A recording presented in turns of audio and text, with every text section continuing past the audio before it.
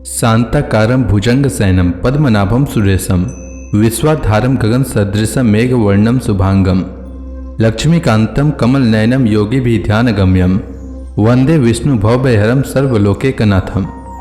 मंगलम भगवान विष्णु मंगलम गरुड़ध्वज मंगलम पुंडरीकाक्ष मंगलाय तनोहरि। ओम नमो भगवते वासुदेवाय। आज का दिन आप सभी के लिए मंगलमय हो। आज माघ महीने का 22वां दिन है। आइए सुनते हैं माघ मास कथा का 22वां अध्याय। शौनक जी ने पूछा, सुत जी, तत्वों की संख्या करने वाले भगवान कपिल साक्षात अजन्मा नारायण होकर भी लोगों को आत्मज्ञान का उपदेश करने के लिए अपनी माया से उत्पन्न हुए थे। मैंने भगवान के बहुत से चरित्र सुने हैं, तथापि इन योगी पुरुष श्रेष्ठ कपिल जी की कीर्ति को सुनते सुनते मेरी इंद्रियां तृप्त नहीं होती।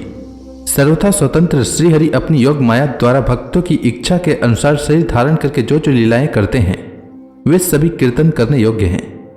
अतः आप मुझे वे सभी सुनाइए, मुझे उन्हें सुनने में बड़ी श्रद्धा है। सुत जी कहते हैं, मुने, आपकी ही भांति जब विदुर जी ने भी यह आत्मविषयक प्रश्न किया तो श्री व्यास जी के सखा भगवान मैत्रेय जी प्रसन्न होकर इस प्रकार कहने लगे। श्री मैत्रेय जी ने कहा, विदुर जी, पिता के वन में चले जाने पर भगवान कपिल जी माता का प्रिय करने की इच्छा से उस बिंदुसर तीर्थ में रहने लगे।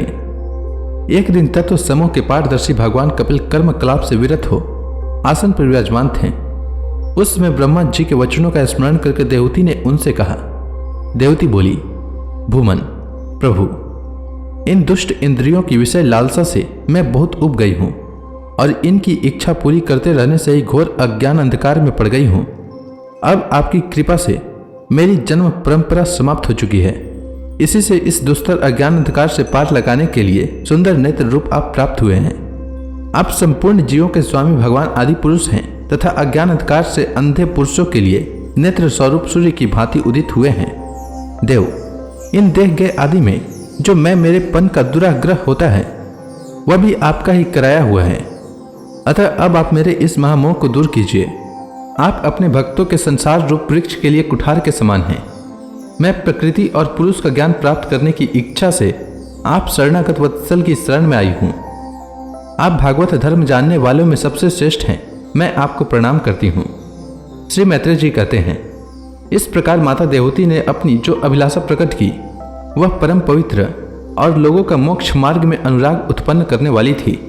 उसे सुनकर आत्मा के सत्पुरुषों की गति श्री कपिल जी उसकी मन ही मन प्रशंसा करने लगे और फिर मृदु मुस्कान से सुशोभित मुखारविंद से इस प्रकार कहने लगे। भगवान कपिल ने कहा, माता, यह मेरा निश्चय है कि अध्यात्म योग ही मनुष्यों के आत्यंतिक कल्याण का मुख्य साधन है, जहां दुख और सुख की सर्वथा निवृत्ति हो जाती है। साध्वी, सब अंगों से संपन्न उस योग का मैंने पहले नारद आदि ऋषियों के सामने उनकी सुनने की इच्छा होने पर वर्णन किया था, वही अब मैं आपको सुनाता हूँ। इस जीव के बंधन और मोक्ष का कारण मन ही माना गया है। विषयों में आसक्त होने पर वह बंधन का हेतु होता है और परमात्मा में अनुरक्त होने पर वही मोक्ष का कारण बन जाता है। जिस समय यह मन मैं और मेरे पन के कारण होने वाले काम लोभ आदि विकारों से मुक्त एवं शुद्ध हो जाता है, उस समय वह सुख दुख से छूटकर सम अवस्था में आ जाता है। तब जीव अपने ज्ञान वैराग्य और भक्ति से युक्त हृदय से आत्मा को प्रकृति से परे एकमात्र अद्वितीय भेद रहित स्वयं प्रकाश सूक्ष्म अखंड और उदासीन देखता है तथा प्रकृति को शक्तिहीन अनुभव करता है। योगियों के लिए भगवत प्राप्ति के निमित्त सर्वात्मा श्रीहरि के प्रति की हुई भक्ति के समान और कोई मंगलमय मार्ग नहीं है। विवेकी जन संग और आसक्ति को ही आत्मा का अच्छेद्य बंधन मानते हैं, किंतु वही संग या आसक्ति जब संतों महापुरुषों के प्रति हो जाती है तो मोक्ष का खुला द्वार बन जाती है।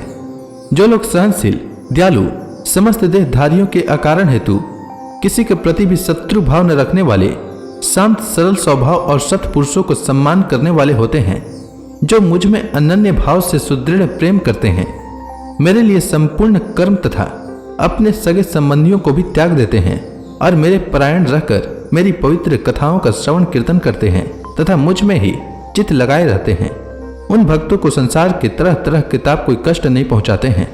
साध्वी, ऐसे ऐसे सर्व संग परित्यागी महापुरुष ही साधु होते हैं। तुम्हें उन्हीं के संग की इच्छा करनी चाहिए, क्योंकि वे आसक्ति से उत्पन्न सभी दोषों को हर लेने वाले हैं। सत्पुरुषों के समागम से मेरे प्राकर्मों का यथार्थ ज्ञान करने वाली तथा हृदय और कानों को प्रिय लगने वाली कथाएं होती है। उनका सेवन करने से शीघ्र ही मोक्ष मार्ग में श्रद्धा, प्रेम और भक्ति का क्रमशः विकास होगा। फिर मेरी सृष्टि आदि लीलाओं का चिंतन करने से प्राप्त हुई भक्ति के द्वारा लौकिक और पारलौकिक सुखों में वैराग्य हो जाने पर मनुष्य सावधानता पूर्वक योग के भक्ति प्रधान सरल उपायों से समाहित होकर मनोनिग्रह के लिए यत्न करेगा। इस प्रकार प्रकृति के गुणों से उत्पन्न हुए शब्दादि विषयों का त्याग करने से, वैराग्य युक्त ज्ञान से, योग से और मेरे प्रति की हुई सुदृढ़ भक्ति से मनुष्य मुझ अपने अंतरात्मा को इस देह में ही प्राप्त कर लेता है।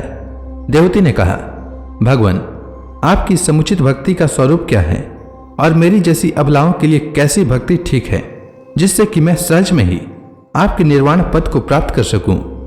निर्वाण स्वरूप प्रभु, जिसके द्वारा तत्व ज्ञान होता है और जो लक्ष्यों को भेदने वाले बाण के समान भगवान की प्राप्ति कराने वाला है, वह आपका कहा हुआ योग कैसा है और उसके कितने अंग हैं?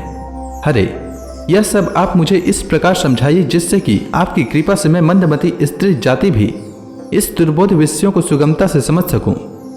श्री मैत्रेय जी कहते हैं, विदुर जी, जिसके शरीर से उन्होंने स्वयं जन्म लिया था, उस अपनी माता का ऐसा अभिप्राय जानकर कपिल जी के हृदय में स्नेह उमड़ आया और उन्होंने प्रकृति आदि तत्वों का निरूपण करने वाले शास्त्र का, जिसे सांख्य कहते हैं, उसका उपदेश किया।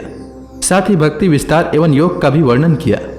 श्री भगवान ने कहा, माता, जिसके चित्त एकमात्र भगवान में ही लग गया है, ऐसे मनुष्यों की वेद विहित कर्मों में लगी हुई तथा विषयों का ज्ञान कराने वाली इंद्रियों की जो सत्व मूर्ति श्रीहरि के प्रति स्वाभाविक की प्रवृत्ति है, वही भगवान की अहेतु की भक्ति है।